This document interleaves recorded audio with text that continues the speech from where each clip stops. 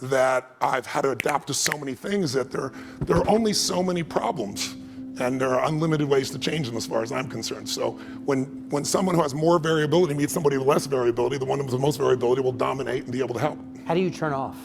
Feel as much gratitude as I can for the fact that I have a roof over my head and I've got plenty of food to eat, and that I live a very privileged lifestyle, that I have my wife is with me, and we have our health. And that's a great question. My wife is a huge part of it, my kids, my grandkids, but I don't feel stressed, so I'm not turning off. I certainly relax, I play squash. You know, at this point, my family is all healthy. I'm the youngest of 6, and I have 2 children myself. My wife has a lot of people in her family, and everyone seems to be pretty healthy. So that's where I try to start each day, just with that. But luck is defined in my theory by preparation meets opportunity. If you're not prepared to meet that opportunity, luck's not going to be on your side.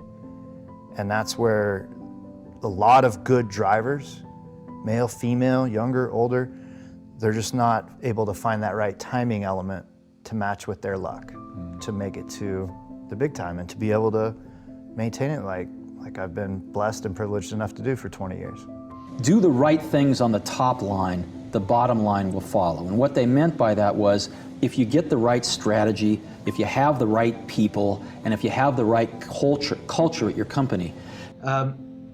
So what was interesting is, like, we didn't want to be entrepreneurs. That wasn't like a dream, but the idea was so powerful of Kickstarter and what came to be called crowdfunding. And like, to make it true, it had to be a company. So we just had to figure out how to do these things that we had never had interest in before.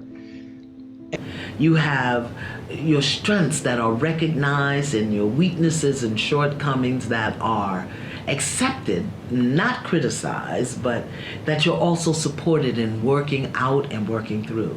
You have your individual talents and interests that are supported, and your voice, your view, your needs are considered in the things that you do together. You'll do the right products, you'll do the right marketing, you'll do the right things logistically and in manufacturing and distribution.